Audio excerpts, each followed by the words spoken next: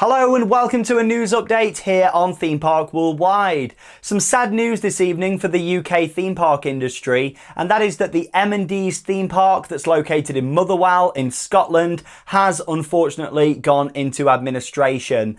Now, before I discuss this a little bit further, I just want to read out the official statement that the owners of the park have released earlier this evening. So M&D's have said that it's been a challenging few years and we have worked really hard to try and to diversify and keep the business afloat. Like many leisure businesses, the plans we had for the 2020 season have had to be cancelled due to COVID-19.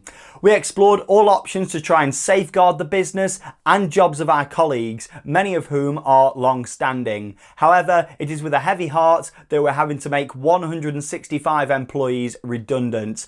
I'm led to believe that the 165 staff that are being made redundant were told the news earlier on this evening as well, along with that also being released to the press and various different news sites.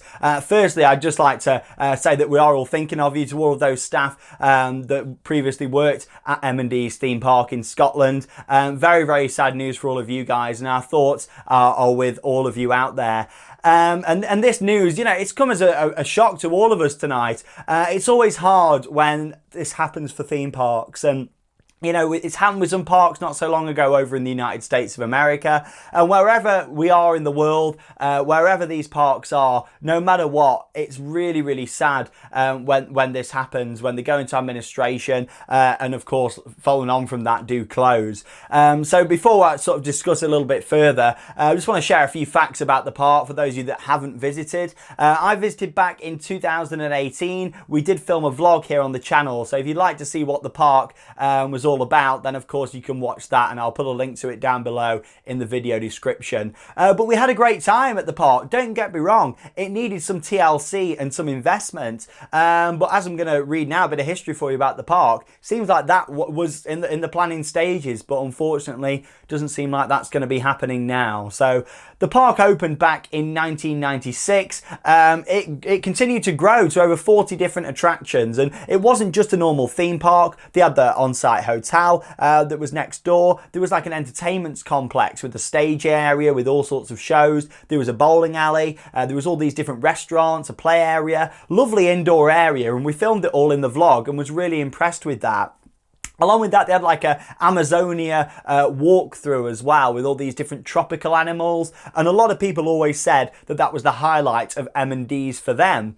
Now, of course, the park did have a bit of a rocky history. Back in 2016, there was an incident on one of their roller coasters. It was the Tsunami inverted roller coaster that did derail, and it did injure quite a lot of people, which of course was very, very sad. I remember at the time thinking, this is very sad news. I hope the park can recover from this. And, you know, luckily it seems like from that point on, you know, they sort of have learned a lot more in terms of with maintenance and that sort of thing, which of course is the priority at theme parks. And, you know, following on from that, luckily the park had a good few years, a better few years. Of course, after what happened, it really made them realise, and we was lucky that the park opened again after that. Of course, not so lucky now, the fact that they have unfortunately gone into administration.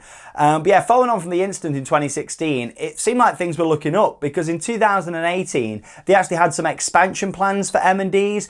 They were looking at a new roller coaster, further accommodation, and some more new rides coming into the park, along with refurbishing some of the existing areas. So it seemed like things were looking up. I remember talking about it in the news shows here on the channel, thinking, yeah, M&D's hopefully is going to have a bright future. And then of course this news has come around. But you know, with the current climate, with COVID-19, it's just very, very sad, of course, and a lot of theme parks are struggling out there at the moment. And when this is over, we need to get out there to some parks and really support them, especially some of your smaller family-owned businesses. Parks that aren't backed up by the massive companies are going to need even more support. And of course, they need support too, but it's getting out there to your local parks. And when this is all over and it's safe to go to the parks, really supporting them.